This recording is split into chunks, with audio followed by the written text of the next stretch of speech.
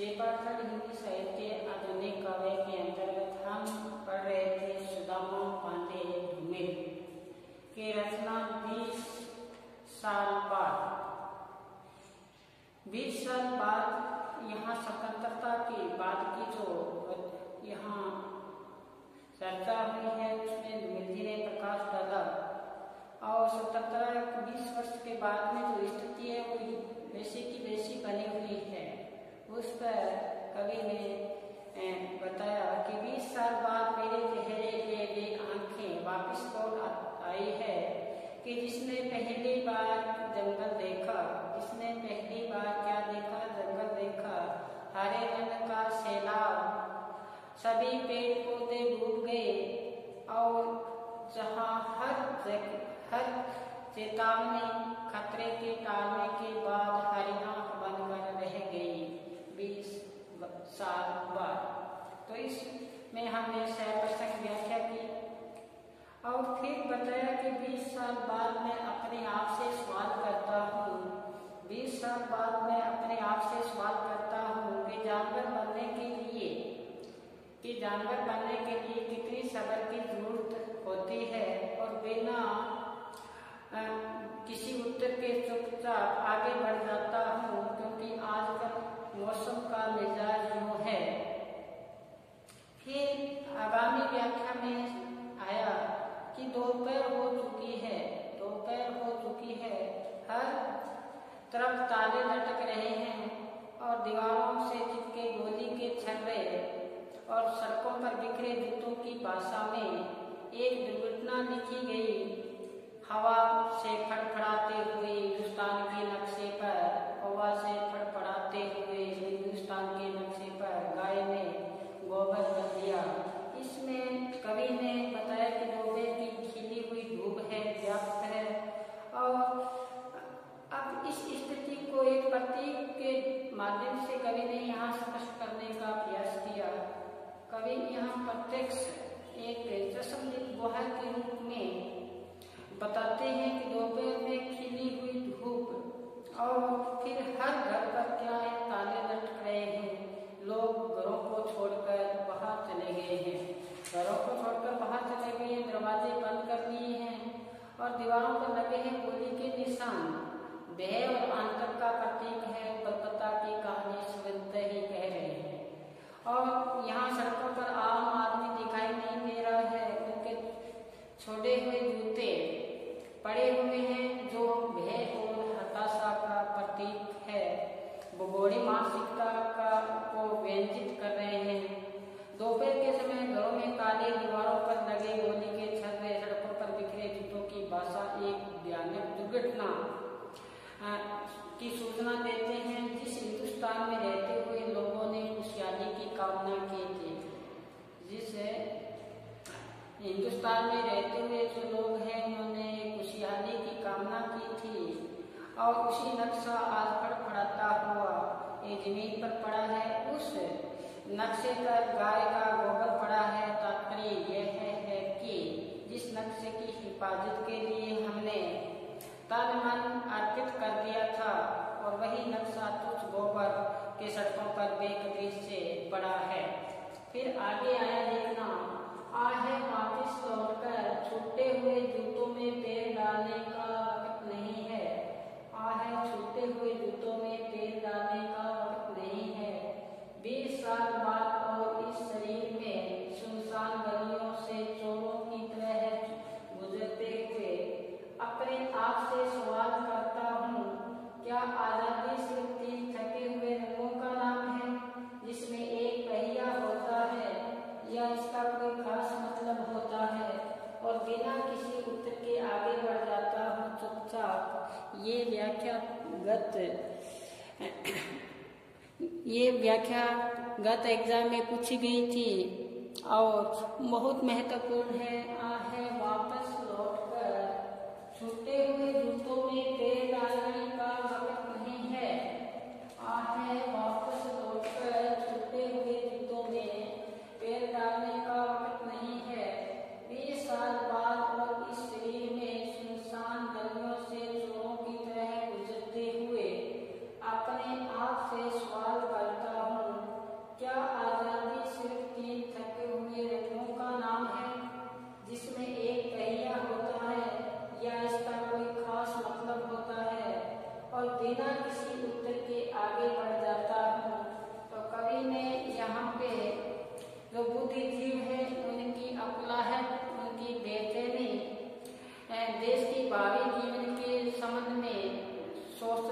और शंका, चिंता, परत भय, परत स्थितियों का अनुभव करती है।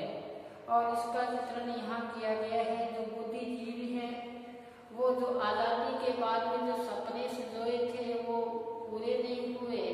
जैसे कहा था, वह तोड़ती पत्थर मैंने देखा इलाहाबाद के पथ पर।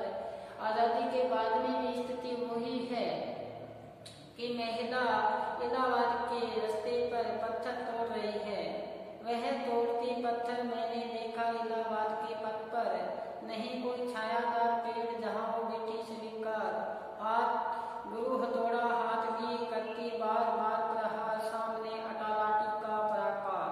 तो कवि ने बताया है कि आज़ादी के 20 वर्ष बाद भी स्थिति वैसी की वैसी बनी है। जो हमने सपने सजोए थे आज़ादी के बाद में वो यहाँ पूरे नहीं हुए। कहते ना, शांति जब तक नहीं तब तक नर भाग में सम होगा, नहीं किसी को अधिक होगा नहीं किसी को कम होगा। हमें जब तक समानता नहीं मिलती तब तक शांति आ ही नहीं सकती है। तो कवि की यहाँ शांति की चर्चा करते हुए बताया है कि है वापस लौट कर छूटे हुए जूतों में पैर डालने का वक्त नहीं है। तो कवि कहते हैं कि हम आज़ाद है, आज हम आज़ाद है। इसका प्रमाण क्या है? तिरंगा झंडा। इसका प्रमाण क्या है? तिरंगा झंडा, जिसके बीच में क्या है? चक्कर है। क्या 3 रंगों का कपड़ा एक मात्र एक झंडे का रूपक है, या इसके पीछे कोई भावना भी है? ये झंडा है 3 रंगों का, बीच में इसमें चक्कर बता है, 3 रंगों का कपड़ा मात्र का एक झंडा है।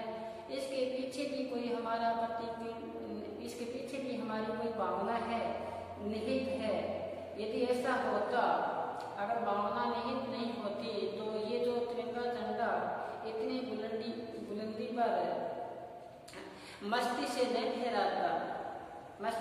फहराता, क्योंकि जीवन की जो विपन्नता, मानसिकता, गुलामी, आंतरिक हताशा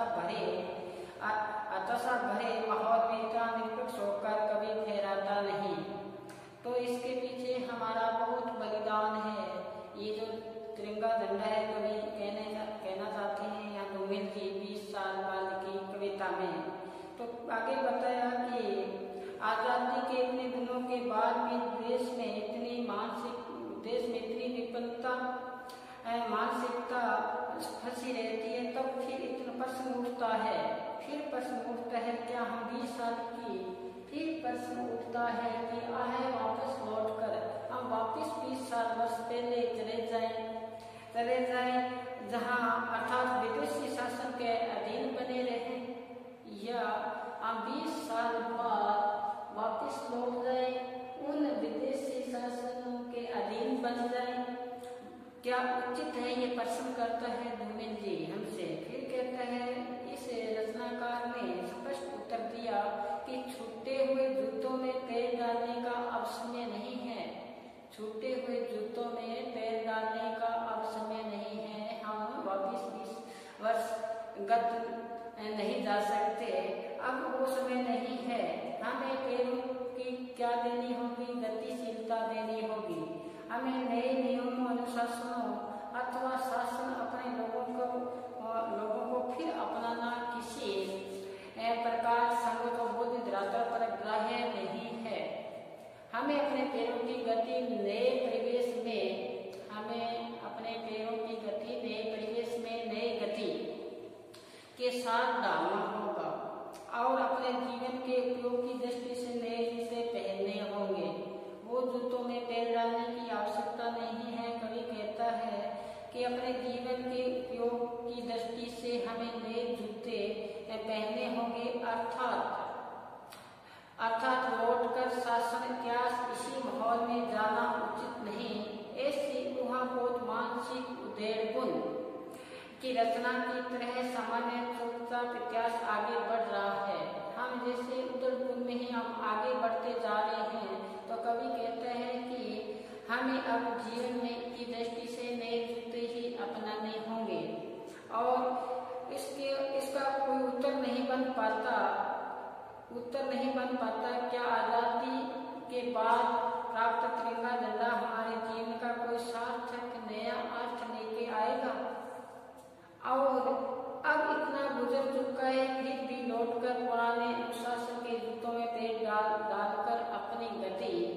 को अबूझ भी नहीं किया जा सकता। तो कवि ने यहाँ पे बताया है कि क्या आज़ादी सिर्फ 3 थके हुए रंगों का नाम है, जिसमें एक पहिया होता है। पंक्ति बड़ी ही मार्मिक और सार्थक है, बड़ी ही मार्मिक और सार्थक है। कवि विचार कविता की चेतना व्यक्ति में भाव प्रवाह में अवगत कराने में समर्थक है। तो इसमें लाक्षणिक व्यंग्यात्मक भाषा का प्रयोग करते हुए कवि ने बताया कि हमें आज़ादी जो मेले है, हमें जो तिरंगा झंडा फहराया जा रहा है, इसके पीछे बहुत निहित भाव है, गौरव का विषय है। लेकिन आज हमारी जो मानसिकता है वो उस विपन्नता में से ग्रसित है। इसमें द्वेष भाव, ईर्ष्या, द्वेष भाव ग्रसित हो चुका है। और जो पूंजीपति वर्ग है वो शोषित वर्ग उनका शोषण कर रहा है। ये कवि ने यहाँ बताने का प्रयास किया है। वापस लौटकर छूटे हुए जूतों में पैर डालने का वक्त नहीं है। 20 साल बाद इस शरीर में सुनसान गलियों में चोरों की तरह गुजरे हुए अपने आप से सवाल करता हूँ, क्या आज़ादी सिर्फ 3 थके हुए रंगों का नाम है, जिसमें एक पहिया होता है, या इसमें कोई खास मतलब भी होता है। कहते हैं कि ये 3 रंगों का तिरंगा झंडा बना है, इसका कोई सार्थक क्या बताया है कि इसका कोई खास मतलब भी होता है। तो बिना किसी जब उत्तर नहीं मिल पाता तो बिना किसी उत्तर के चुपचाप आगे बढ़ जाता हूँ। तो ये कविता थी 20 साल बाद। और इनकी आगे की जो कविता है वो है लोहे का सवाल। लोहे का सवाल, इस कविता में कवि ने आम आदमी की लाचारी विवशता को जोड़ा है। वर्तमान काल में जो उनकी दुर्दशा है उस पर कवि ने प्रकाश डाला है कि लोहे का स्वाद लोहा से मत पूछो, लोहे का स्वाद लोहा से मत पूछो, उस घोड़े से पूछो जिसके मुंह में लगाम है। देखो शब्द गहराई ली हुई है कि लोहे का स्वाद उस लोहा से मत पूछो, उस घोड़े से पूछो जिसके मुंह में क्या है, लगाम है। शब्द किस तरह कविता बनते हैं इसे देखो। अक्षरों के बीच गिरे हुए आदमी को पढ़ो, लोहे की आवाज या मिट्टी में गिरे हुए खून का रंग। ये कविता लोहे का स्वाद, हम इसकी सहप्रसंग व्याख्या करेंगे। इसको पहले मैं बोर्ड पे अंकित करता हूँ, तब तक आप इसको अपने रजिस्टर में अंकित करें। आए वापस लौटकर छूटे हुए जूतों में पैर डालने का वक्त नहीं है। 20 साल बाद और इस शरीर में सुनसान गलियों से चोरों की तरह गुजरते हुए अपने आप से सवाल करता हूँ, क्या आज़ादी सिर्फ 3 थके हुए रंगों का नाम है, जिसमें एक पहिया होता है, या इसका कोई खास मतलब होता है। और बिना किसी उत्तर के आगे बढ़ जाता हूँ चुपचाप। आगे देखो शब्द किस तरह कविता बनते हैं इसे देखो। ये कविता मिलने की लोहे का सवाल से लिया है। फिर बताया अक्षरों के बीच गिरे हुए आदमी को पढ़ो, क्या तुमने सुना है कि यह लोहे की आवाज है या मिट्टी में गिरे हुए खून का रंग। लोहे का स्वाद लोहा से मत पूछो, उस घोड़े से पूछो जिसके मुंह में क्या है, लगाम है। तो इस कविता में कवि ने यहाँ धूमिल जी की रचना है, सुदामा पांडे धूमिल की रचना लोहे का स्वाद शीर्षक से लिया है। ये तो हुआ प्रसंग। इस प्रसंग में क्या बताया है कि आम आदमी की विविधता, लाचारी, बेचैनी को यहाँ पे लाचारी को जोड़ा है और हमारे सामने वर्तमान काल की जो दुर्दशा है उसका वर्णन किया है। तो कवि एक प्रतीक के माध्यम से हमें बताने का यहाँ प्रयास किया है कि शब्द किस तरह जुड़कर कविता बनता है। कविता जब कवि बनाता है एक एक शब्द को जोड़कर बनाता है। अब उस कविता के बीच में गिरे हुए आदमी को पढ़ो। जो कविता कवि द्वारा बनाई गई उस आदमी को यहाँ गढ़ा गया। उस कवि की जो मानसिकता संघर्ष का जो यहाँ त्याग है वो बताया है कि आदमी को देखो, यानी कि जो कवि रचना करते हैं उनके मनोभाव भावना या संवेदना को समझना कवि का यहाँ बौद्धिक जो संघर्ष है उसका पता चलता है कि कवि उस कितनी गहराई में चला गया है आम जन के लिए। कि कविता किस तरह शब्द बनते हैं, कविता इस अक्षर के बीच में जो गिरे हुए आदमी है उसको देखना है। आदमी का जब चित्रण करता है तो कवि उसी में डूब जाता है, उसी की जो पीड़ा है उसने भोगी है, उसी की पीड़ा को उन्होंने भोगी है। कवि ये कविता उन्होंने आगे कही है, तो यही बात यहाँ बताई है। फिर बताया क्या तुमने सुना है लोहे की आवाज। लोहे की आवाज का आशय कि लोहे की आवाज से संघर्षता का पता चलता है